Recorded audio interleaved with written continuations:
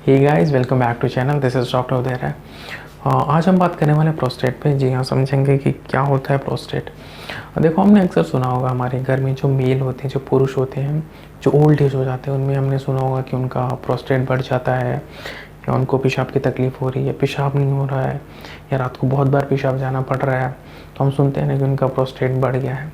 तो इस वीडियो में हम वही चीज़ डिस्कस करेंगे कि क्या होता है प्रोस्टेट, क्या काम करता है प्रोस्टेट, और प्रोस्टेट की प्रॉब्लम अगर हो गई तो कैसे हमें समझना चाहिए, और उसके लिए क्या क्या हमें रिपोर्ट्स और इन्वेस्टिगेशन कराना चाहिए।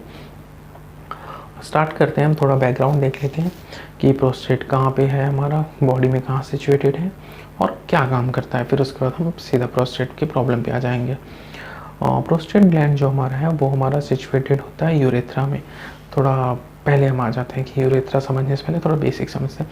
हमारे ह्यूमन बॉडी में दो किडनीज होती हैं, राइट साइड में राइट, लेफ्ट साइड में लेफ्ट। इन दो किडनियों से दो ट्रैक निकलते हैं, दो पाइप निकलते हैं, और ये पाइप आके एक जगह मिल जाते हैं, एक ब्लैडर में, थैली में, पेशाब की थैली में, जिसको हम बोलते हैं यूरिनरी ब्लैडर।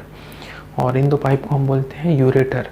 तो राइट साइड का राइट यूरेटर, लेफ्ट साइड का लेफ्ट यूरेटर नीचे आके ब्लैडर में मिल गया। अब इस ब्लैडर से एक कॉमन ट्रैक निकलता है जो मेल के पेनिस तक आता है, इसको हम बोलते हैं यूरेथ्रा। तो इस यूरेथ्रा से जब ये ब्लैडर से यूरेथ्रा निकलता है तो उसके जैसे ही निकलता है उसके थोड़ा डिस्टेंस पे हमारा प्रोस्टेट ग्लैंड उसको थोड़ा चारों तरफ से कवर कर लेता है। ऐसा नहीं दबा के रखता, बट चारों तरफ कवर करके सिचुएटेड रहता है।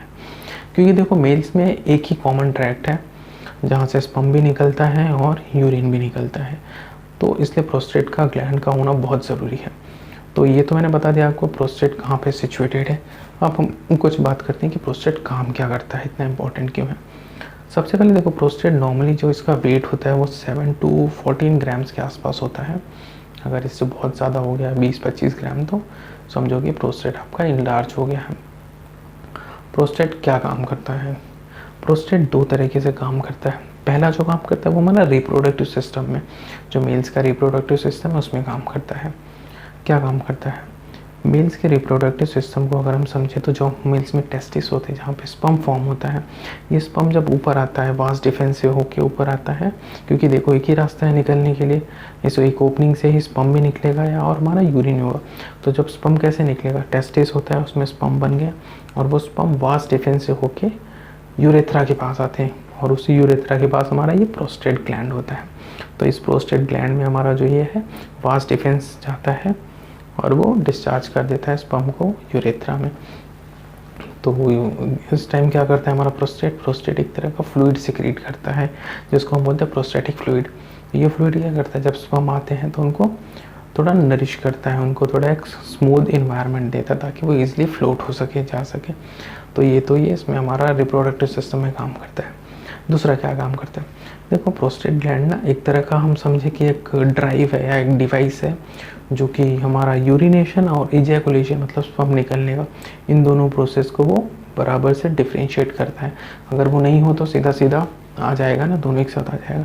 तो प्रोस्टेट ग्लैंड क्या करता है, वो यूरिनेशन होने देता है और इजैकुलेशन होने देता है, दोनों को डिफरेंस करके रख देता है अलग अलग, ऐसा नहीं कि दोनों साथ में हो जाए। तो ये दो काम करता है हमारा प्रोस्टेट। अब हम समझते हैं कि प्रोस्टेट की प्रॉब्लम मतलब क्या होती है।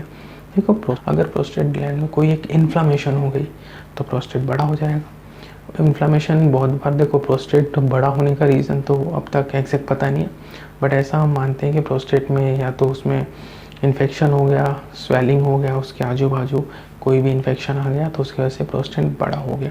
तो जब ये प्रोस्टेट बड़ा होगा तो क्या करेगा, जैसा अगर हमें स्ट्रक्चर को देखें तो हमें याद आएगा कि ये जो हमारा यूरेथ्रा के आजू बाजू हमें पूरा घेर के रखता है। तो जब ये प्रोस्टेट बड़ा हो जाता है, जिसको हम बोलते हैं प्रोस्टेटोमेगाली, जब ये बड़ा हो जाएगा तो क्या करेगा, उस यूरेथ्रा को दबाना चालू कर देगा, कॉन्स्ट्रिक्शन करना चालू कर देगा, जिससे क्या होगा, यूरिन हमारा पास नहीं होगा। तो जब ये कॉन्ट्रैक्शन करेगा यूरेथ्रा को तो यूरिन नहीं पास होगा। इसलिए ऐसे पेशेंट में जब हम देखते हैं कि प्रोस्टेट की प्रॉब्लम होती है तो उनको यूरिन बार बार जाना पड़ता है। क्यों? क्योंकि उनका जो यूरिन है वो पूरी तरह से खाली नहीं होता है, उनका जो यूरिन का फ्लो है वो कम हो जाता है।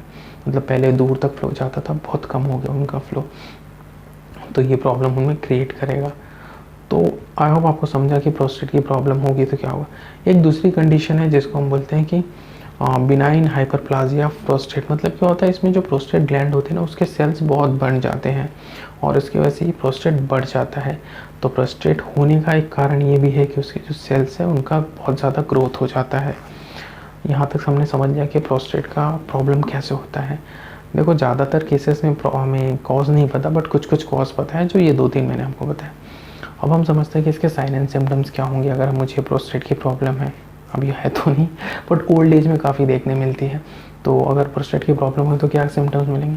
पहला सिम्टम हमारा यूरिन में प्रॉब्लम क्या होगा, हेसिस्टेंसी, मतलब मैं यूरिन जाऊंगा, कंटिन्यू जाना पड़ेगा मुझे। ऐसा नहीं है कि यूरिन प्रॉपरली हुआ नहीं, अभी भी थोड़ा बचा है, अभी भी थोड़ा बचा है। क्यों, क्योंकि हमारा जो ये प्रोस्टेट है वो क्या कर रहा है, कॉन्स्ट्रक्शन कर रहा है किसको, हमारा यूरेथ्रा को। इसकी वजह से यूरिन बराबर जा नहीं रहा है, फ्रीक्वेंसी बढ़ जाएगी, मुझे बार बार यूरिन जाना पड़ेगा। ब्लैडर पूरी तरह से मेरा खाली नहीं होगा, जो यूरिनरी ब्लैडर है वो खाली नहीं होगा, और इसकी वजह से क्या होगा, रिटेंशन, मतलब यूरिन ब्लैडर में जमा होने लग जाएगा। इसकी वजह से लोअर एब्डोमेन में पेन भी हो सकता है। तो आई होप आपको समझा ये साइन एंड सिम्टम्स क्या है। अब इम्पॉर्टेंट चीज़, अब मुझे अगर लगता है कि मुझे प्रोस्टेट की प्रॉब्लम है तो मैं कैसे रूल आउट करूँ।